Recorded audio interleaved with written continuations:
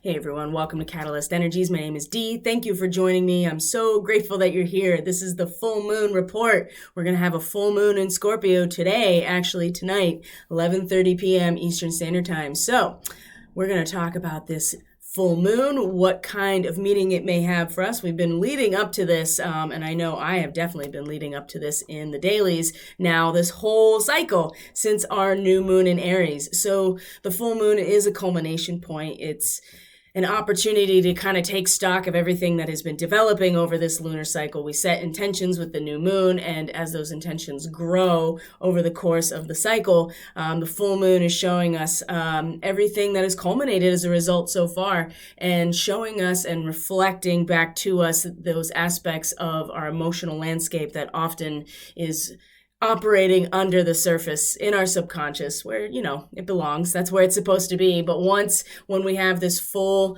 gleaming moon every month, we get a chance to tap in even deeper than we usually do and get some clarity, see what needs to go, see what has been working, and prepare ourselves then for the descending part of this cycle, which is then the moon losing light as she gets deeper and travels back into the shadows. And our expression of self becomes much more dominant again, but this is a moment where the opposition between the two is really where we see the most about ourselves. And Scorpio is definitely about learning the truth. It is about getting into the space of power between people or organizations or two entities coming together.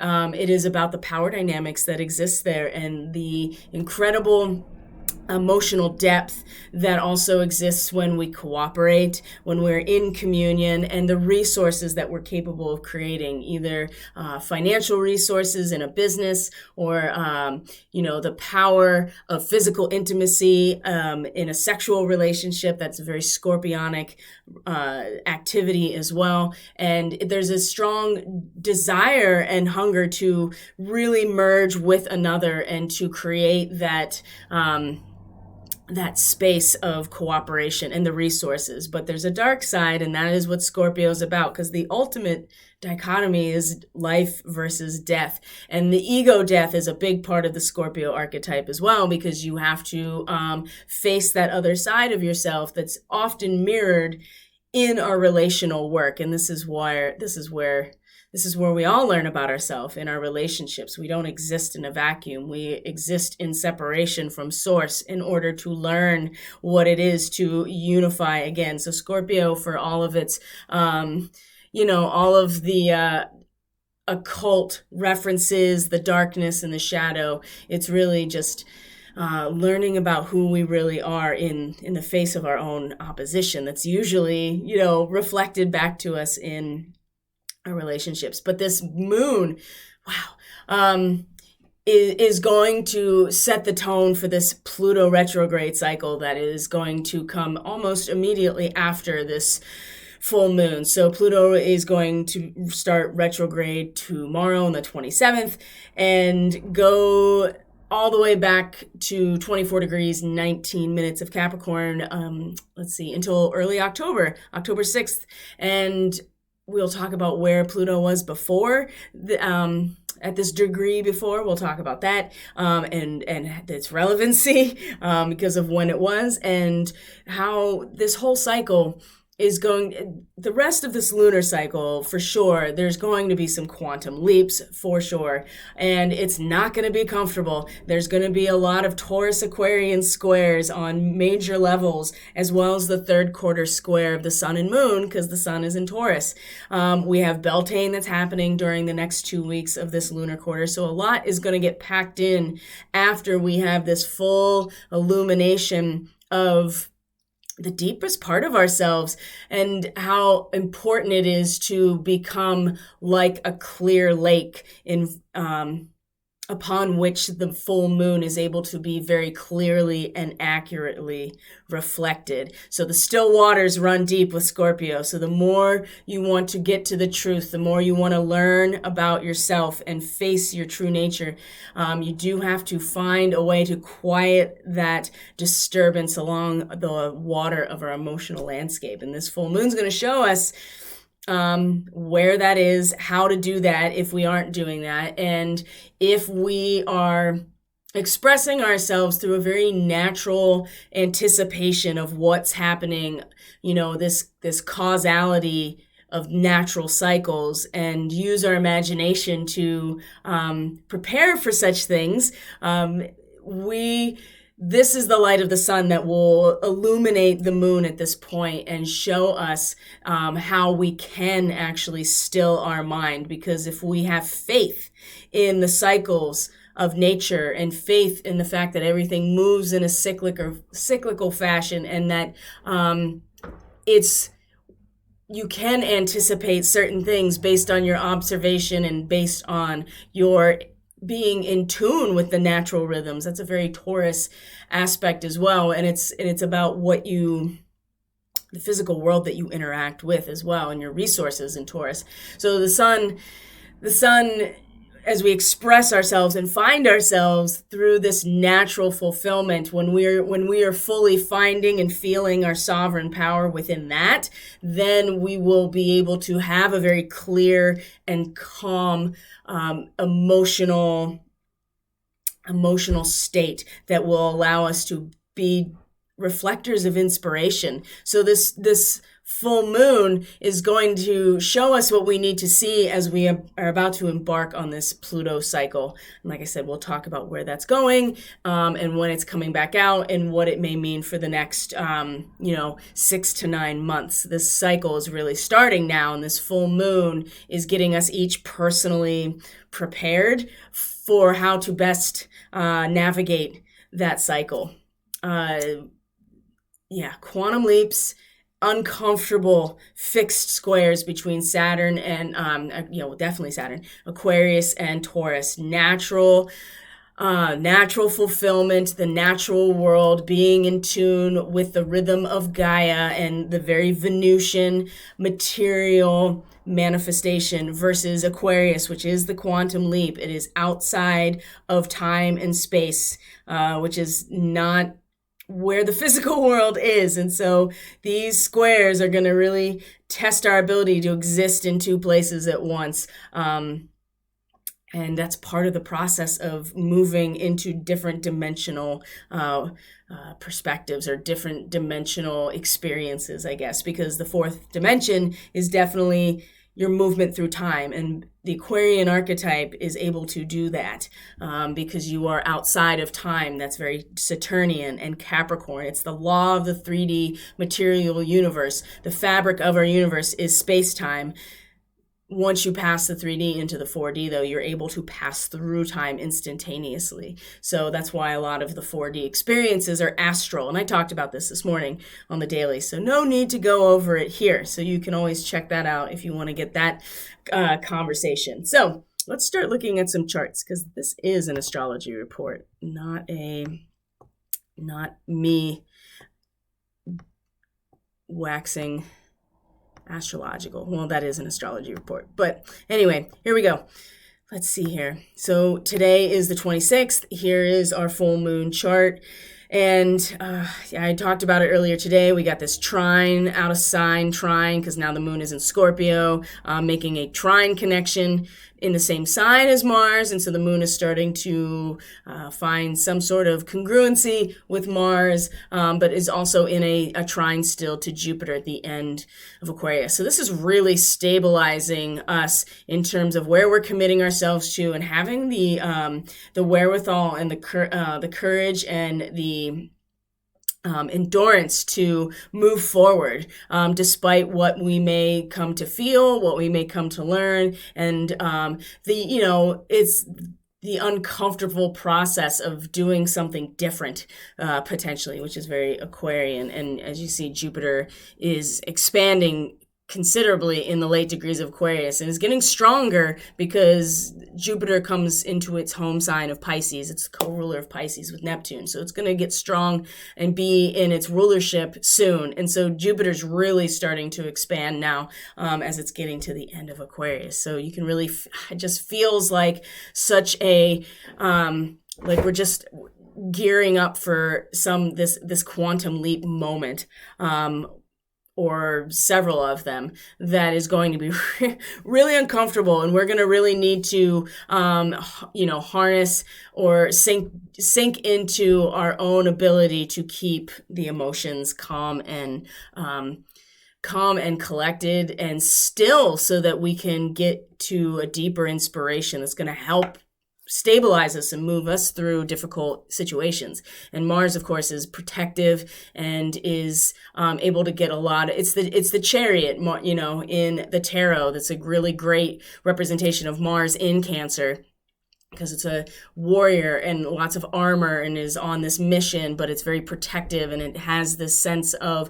loyalty and responsibility to those that they have the familial bond with. That is the Cancer energy. It's also very stabilizing, because this is the root system of the individual personality, is the nadir. So we're getting ourselves situated here, and we're getting ourselves steady and accepting of the feeling of cooperation, of coming together, and giving us endurance to move forward. So as we move through the day here, the full moon is going to be in about 11:30 p.m. Eastern Standard Time. 8 degrees of Scorpio, 8 degrees of Taurus. And we've talked about this quite a bit. So this is really the culmination point of the day as well, with this full moon. So when we come over to tomorrow, the 27th, we are starting to, this is when Pluto goes retrograde, which I believe is much later in the day. We're going to find out right now. Yep. So when it went red like that, and you saw it here, that's when it stationed its retrograde. So the moon is still in Scorpio, getting into the later degrees of Scorpio as its Pluto is going retrograde. It's going to trine Neptune at that point, and is going to be, you can see, is in opposition to Uranus, is going to be in opposition to Venus, going to be in opposition to Mercury. All of this like Taurus energy, so much Taurus energy, and Black Moon Lilith is still here in Taurus as well. Around the area of Beltane, right? That 14 to 15 degree of Taurus. So there's so much that's like anchoring us into and bringing our communication and our sensitivity and our value back into this space of natural progression, wanting to be comfortable. That's the other thing about Taurus, especially with Venus involved, wanting to be comfortable, having our senses gratified. We don't like to be uncomfortable necessarily. We want to attune to natural rhythm, but there needs to, that also comes with consistency, not a lot of spontaneity necessarily in Taurus. It's really just embedding ourselves into the medium of our growth. And so with the moon in late Scorpio at the same time, it's we're still pulling emotionally back into the power, the areas that we have to be willing to discover in the space between the relationships. In Taurus, it's really just feeling the natural progression, being in tune with the resources we have, not really considering other people in Taurus yet. It's not even about the relationships. It's about how each of us are able to utilize the world around us for survival and comfort.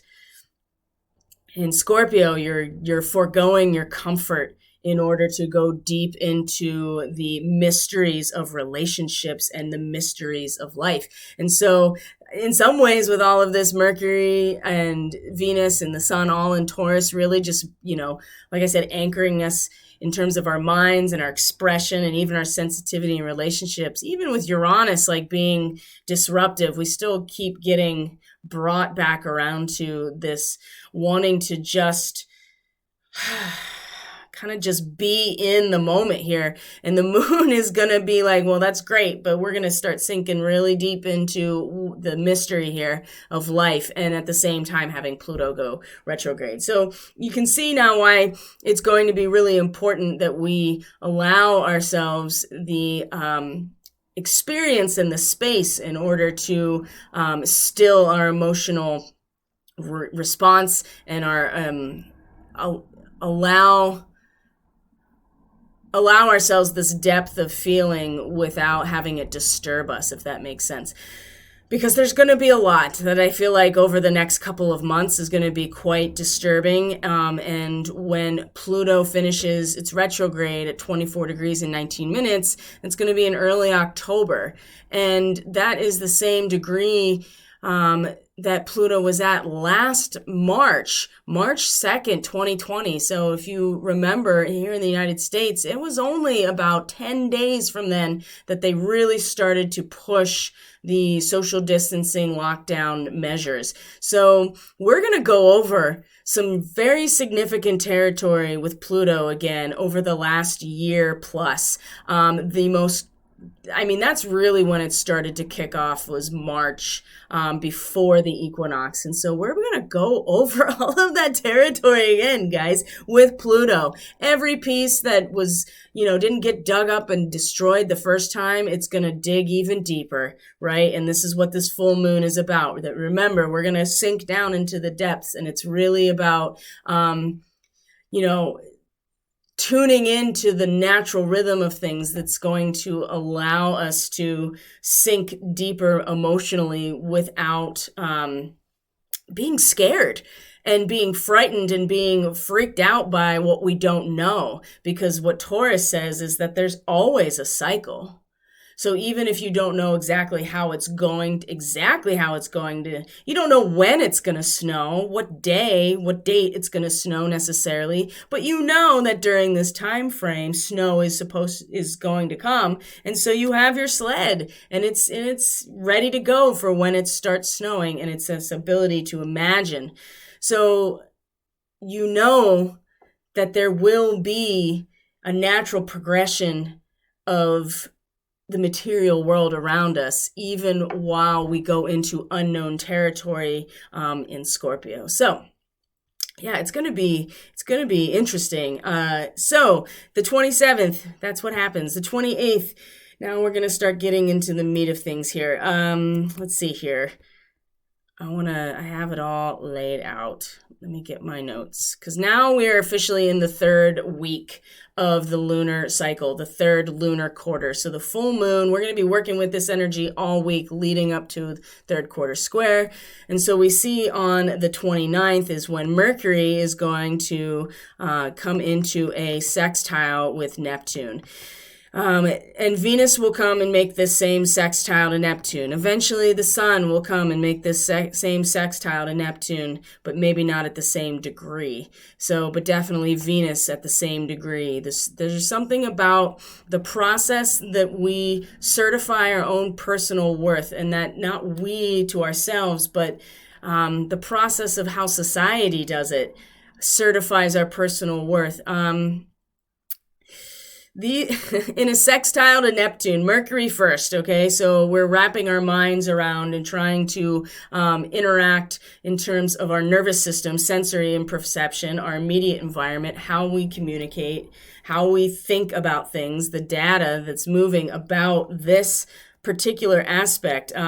Social confirmation of natural excellence is when we receive that, right, in some type of mental way, it's communicated to us. It comes to us as an insight even about what this looks like. We can invest that into where Neptune is, which is really allowing us to dissolve all of ourselves to give ourselves to this ideal, whatever it is. And if we're unconscious of our desires and not doing this with the highest intent conscious intent, then we end up also being deceived, and we give of ourselves for somebody else's benefit and gain, thinking that we're doing it for ourselves.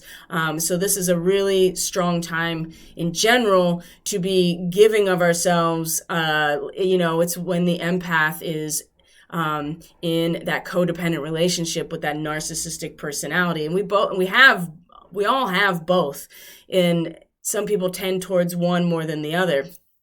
So, but Mercury, in Taurus, for as much as it's not unhappy here, it's just, it's not the best place for Mercury. It's not the highest energy for Mercury, but we can wrap our minds around these concepts, these material concepts, especially about personal worth, certification of personal worth, and social confirmation of natural excellence. We can wrap our minds around that and invest it into whatever it is that we're giving of ourselves. And the same thing will happen with Venus down the line, but it's going to start, and the moon will be, as you can see, in Sagittarius at this point, is going to soon come into a direct opposition to Mars, but not before. Let's look at this. The sun comes and meets Uranus. Oh boy, there's going to be some really triggered awakening here. This is very, I feel like that this is going to be one of the first aha moments, and then you're going to have the moon and Mars in an opposition in this very, very dynamic and very destructive degree of Cancer and Capricorn. We're going to feel like we're on the warpath for sure individually, but Mars, who would normally be on the warpath, is going to find himself, his wheels smashed up if he is not, if he tries to follow the warpath. Let's put it that way, right? There's the opposition here. And he's made this decision now. Mars made this decision of where he's going to belong and who he's going to protect and what community that he finds his home and where his loyalty lies. And, the moon going into Capricorn, I mean, we're going to get very serious about, battling it out and taking control, very Capricorn, seriousness and authority and control. We're going to be feeling it. And Mars really likes to be in Capricorn. And so it'll be tempting, but I assure you that, if you try to pit yourself, your own personal will, against that of what you have committed yourself to, there's going to be, like I said, it's going to be smashy in some esoteric way. I'm thinking about like Demo Derby, or the Sabian symbol actually is a car trapped on a railroad track and gets smashed by the train. Like, you may survive, but your vehicle may not. And this is what happens when you try to, I don't want to say push back, but if you at any point try to test or go against the matrix that you've committed yourself to. So that's going to be an interesting moment when the sun reaches Uranus at 11 degrees. This is on the 30th, right? This is on Friday of this week. So we're going to have a real big awakening and an expression of how we are cultivating our own consciousness. And this opposition right here is going to really challenge us and potentially pull us off track if we're, not open and ready to receive this insight, in Taurus. I think this is going to be really, really, really cool. Now, it also can be very destructive in its own right too. So we'll see how this unfolds. But I will say that we're going to really be challenged and very seriously considering getting on the warpath. And Mars wants to be on that warpath, but at the same time, he's like, no, I said I was gonna stay here and protect here. So there's gonna be tension, and thankfully we have the Sun and Uranus coming together in Taurus in this 11 degrees of Taurus, about watering our garden. It's gonna be like, yes, this is where I need to be, is watering the garden, taking care of the actual resources that are going to give me what I need. That's going to be interesting. So that's Friday the 30th. And as we move into May, this is where things start to really get interesting. That's for sure. So let's see here. May 1st. Ta-da! The moon is now in Capricorn, and so it's going to trine Uranus, square Chiron, trine the sun. It's going to, a lot of this grounding energy now with the moon in Capricorn. We're going to get really serious, down to brass tacks emotionally. Like, it's all about how we can work together to accomplish something, and, always, it's almost having blinders on, and also, about money and resources again. So that's, as we get into Saturday, it's going to get this feeling of like buckling down a little bit, and really taking advantage of like some serious material aspects in our lives. And then on Sunday, the 2nd, we're leading up to this third quarter square. So on this is when Mercury, Mercury is going to, earlier in this day, is going to be in a conjunction with fixed star Algol, which is, Medusa's head, and is going to trine now retrograde Pluto at this point, while the moon is in Capricorn, actually coming to meet Pluto as well. So losing our heads, almost literally with Mercury right here, losing our heads in very structurally supportive connection to a retrograde Pluto now that is like, okay, well, I'm going to go back down the mountain because Pluto has destroyed every pathway up there. No matter what I've tried to do, I've realized that I need to go back down the mountain and like totally retrace these steps and figure out what needs to, what did I miss, and make sure that every route is sought out up this mountain that is, not available anymore.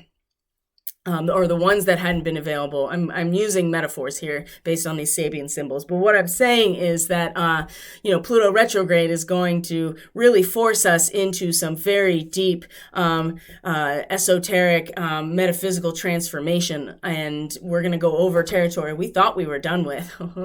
And Mercury, like I said, losing our heads in some ways is going to really support this process of going even deeper into the transformational space. So if we just let it go, right? We allow that trauma, that unresolved trauma that is Algol, Medusa, the head of Medusa, if we just let it go, right? Allow it to be detached. And sometimes this happens in a way that's not very healthy. Like, it's really, the fixed star is related to alcohol quite a bit, because you do let yourself go when you drink. So, and I'm not suggesting that we should do that, but that would certainly lead to some sort of repressed feelings possibly coming to the surface. So just consider that as you move into Saturday into Sunday, right? That could be very easily something that happens, especially with the moon that comes along and conjuncts Pluto. So then the feeling of these repressed or latent feelings that are triggered emotions, you're gonna really feel it.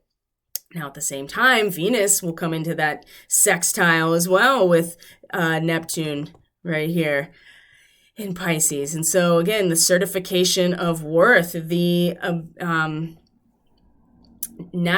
social recognition of natural excellence at the same time that this whole Mercury trine Pluto aspect. So this is going to be our saving grace in some ways, this sextile to Neptune, because we'll have to, if we lose our heads in a good way and we allow that part of ourselves to be separated from the rest of us and used in a way that really gets at the the collective unconscious, kind of like Medusa's head and the Kraken, then we can really, I feel like this is really gonna, just because it's a trine doesn't mean it's a good thing. It's like a positive aspect. It just means you don't have to do much. These are supporting each other. So I have a feeling that it's going to be a losing of our heads and, losing of ourselves in some ways. And it's going to be completely lined up with where Pluto is in Capricorn. And it's very material with Taurus in Capricorn.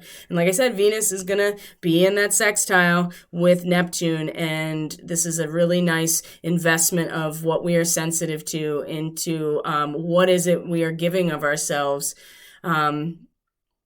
And the giving of ourselves for this, for this experience to realize and substantiate our ideals, our conscious ideals, when we can invest that whole energy into our own value and certify our own worth to ourselves. Venus is a lot about what we value, especially about ourselves. We have to value ourselves just as much as everything else. So this, we can find that value and we can feel that certification of that value and worth when we completely give of ourselves, when we know what we're giving to and we are completely consciously aware of it, even though we are surrendering to something that is more than us, which is really what Pisces does represent. It's all going back to the source. So as we come up on this third quarter square, here's when it's with the moon in Aquarius, this is where it's going to get the quantum leap kind of stuff, because the moon in Aquarius is going to have us feeling very much this cosmic coherence. And, there's a tendency to be a little aloof emotionally, which is not a terrible thing. It's you don't identify with those emotions. They flow through, especially moon in Aquarius, they flow through you as you connect to the collective. It's not necessarily your emotions. You're just part of a larger network of emotional connection. So the first square that's really going to be strong, there's a lot of them. This third quarter square is happening in the afternoon between the sun and the moon. And so this is a crisis in our consciousness since the beginning of the lunar cycle, but we really are struggling with it after the full moon because we saw things from our subconscious in the full moon. Now it has to be really integrated. So first, before we even get to that square, we have Mercury is going to square Jupiter in the last degrees of Aquarius and Taurus. And so you're in these mastery degrees of both of these signs that are fixed energies and squaring each other. And one is where Mercury is going to come to a real understanding of the two sides of something, and really get it.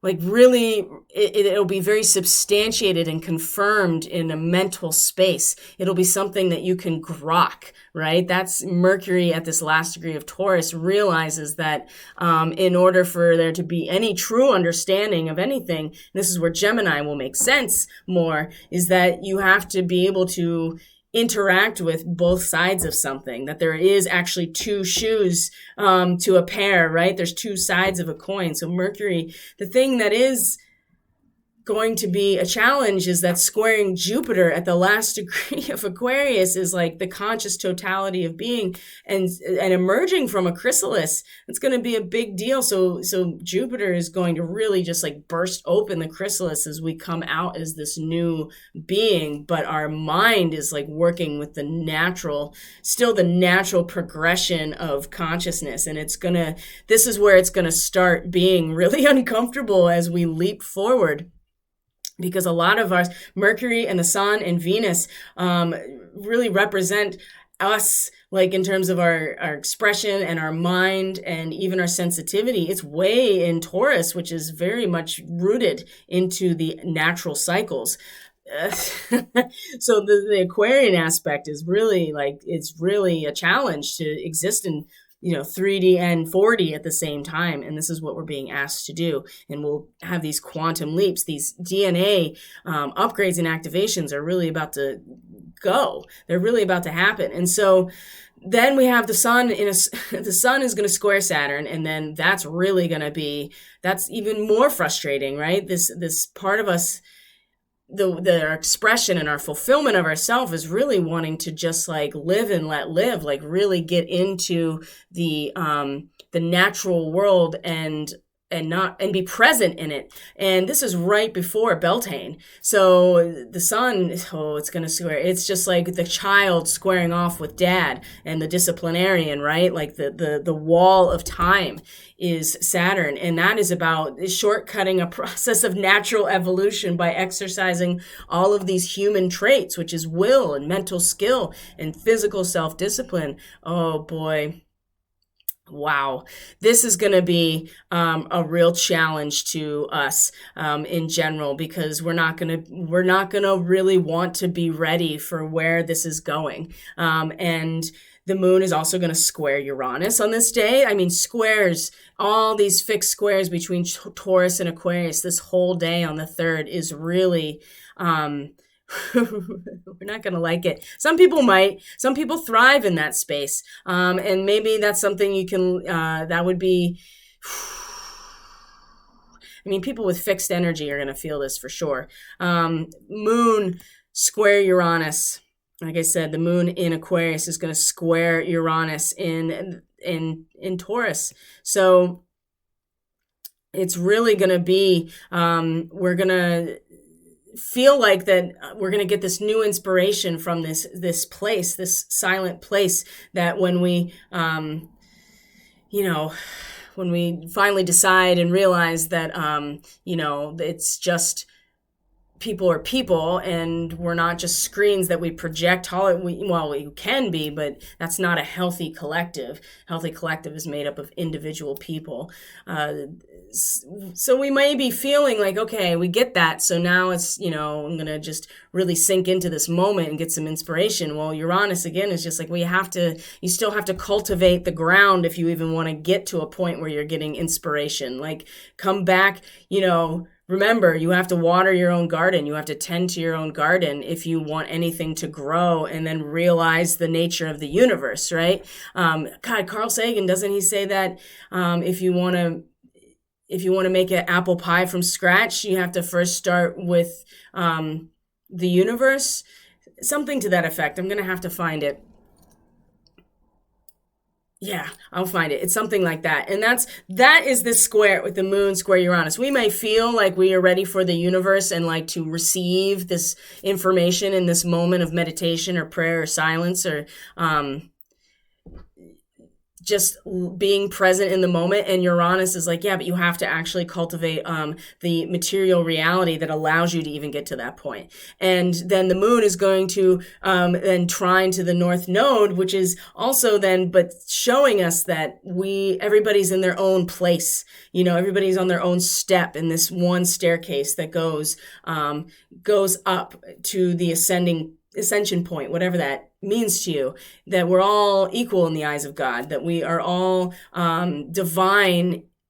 We are all equally divine, but all individual sovereign beings that are on our own level on this staircase. And that's really going to support our ability to let go of the past, right? When we realize that we are all exactly where we need to be, but we can't go up unless we let go of where we've come from. And so that's reflected in the North Node still right now. And then the moon will come by and conjunct Saturn. And so it's really going to blast through this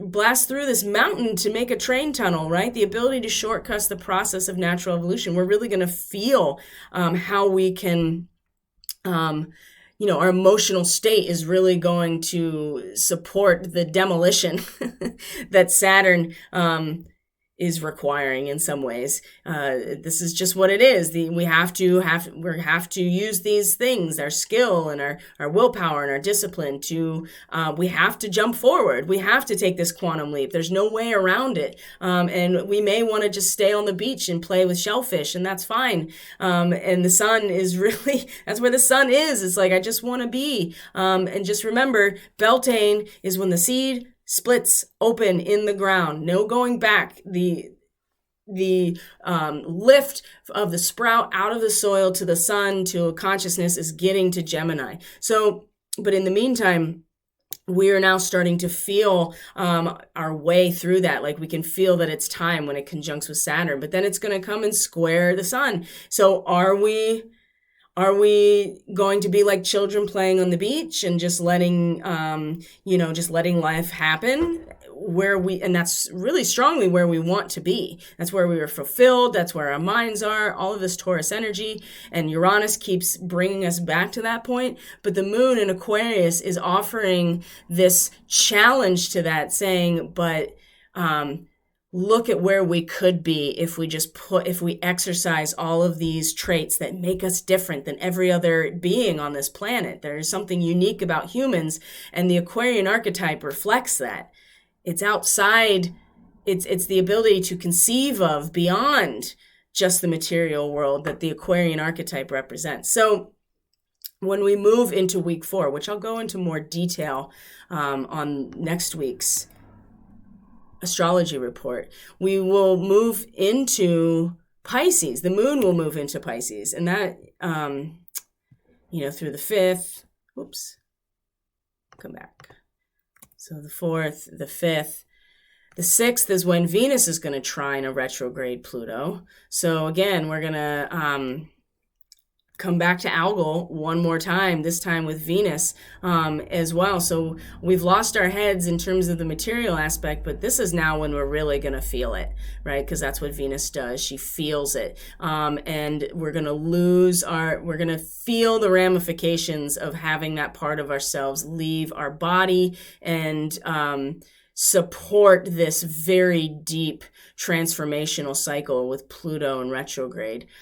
Wow. And the moon will conjunct Neptune. So at the same time, we're the feminine intuitive energy meeting Neptune is just going to dissolve us completely into this process as well. This is going to be very healing and very freeing on Thursday the 6th. At the same time, the North Node is going to be in a sextile to Chiron.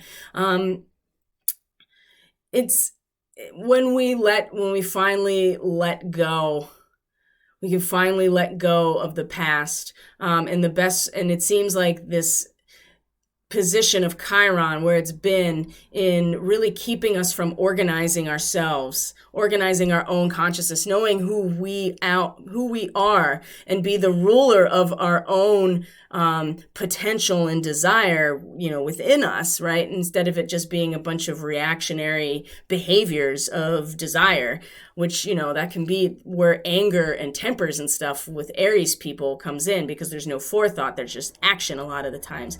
But there is a sense of trying to rein that in Aries, in the 10 to 11 degrees of Aries. And we can take that work that we've done about that and completely invest it into this North Node in Gemini, of asking us to let go. Because if we are secure and we know that we are the ruler of our own potency and desire, right? We have an ego consciousness that has at least centralized itself to have an I am that I am, then we can let go of where we've been, and so we can move into the future. There's a lot of healing here on the 6th. This is a really amazing moment here. And as we go into the 8th, at the end of next week, we're going to have Venus is going to square Jupiter in the very last degrees of Taurus and Aquarius again. So more of these fixed squares, the last degree of each of them. This is going to be a showdown, right? Now, these are both benefic planets, so there's really nothing but, goodness to learn from this situation, even if they have different agendas, especially because Venus is at home in Taurus. So she's going to be really strutting her stuff around. I am in charge of my own reality because this is my domain. I am the goddess, right? I am the goddess incarnate. I am the empress. I am sensitive to all things. And so Jupiter is like, well, I'm the leader, and I am fully busting everybody into this awakened, activated state. So even that they're square with each other, they still are in complete mastery of the sign that they have been in, and it's really just going to test our sensitivity to again, it's just going to be this peak discomfort, but it doesn't have to be. We can see that they can, again, both exist at the same time.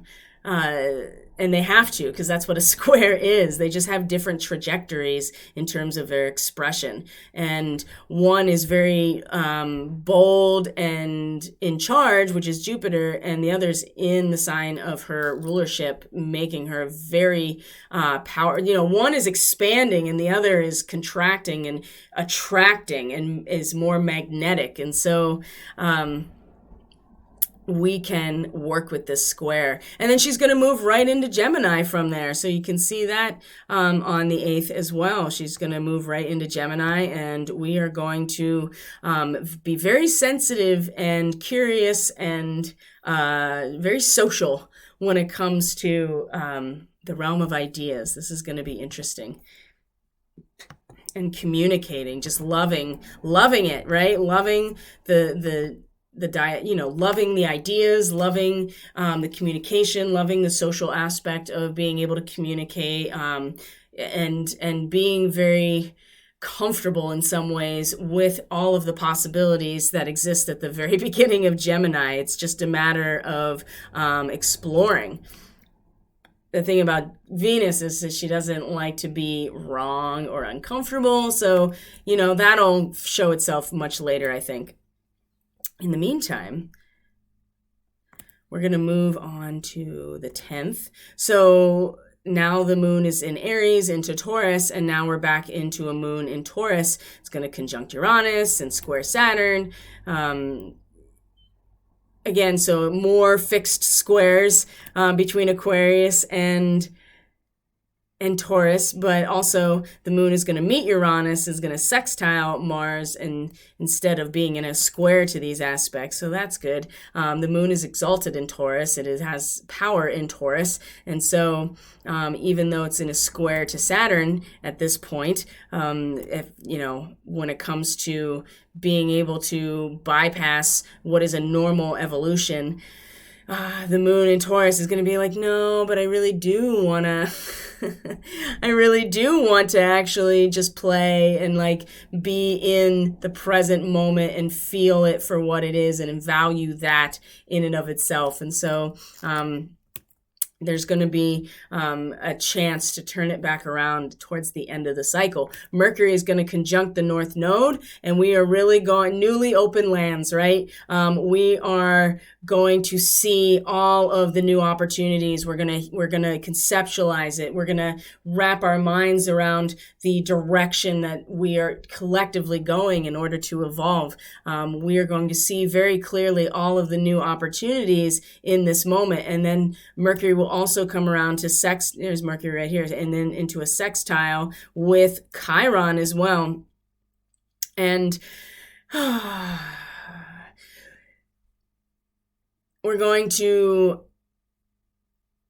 it's okay to have an idealistic mental image of order, right? It's okay to have some image that is reflected in the world around you that represents this ideal universal order, whatever it is. And when you are able to allow yourself that and not feel guilty about it with Chiron, we can invest that into, again, our mental ability to leave behind what is part of our past in order to be able to at least anticipate the future, but to also balance, to move the scales. So we can't move into the future until we've let go of our past. And if we don't do it willingly, it will come in different ways.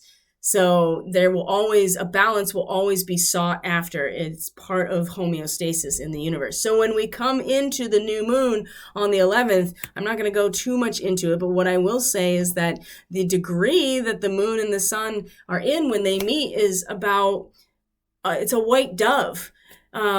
it's a reward to those who have been faithful. This is the Sabian symbol. These are not my words. This is not my imagery. This is the imagery that was intuited about this degree of Taurus.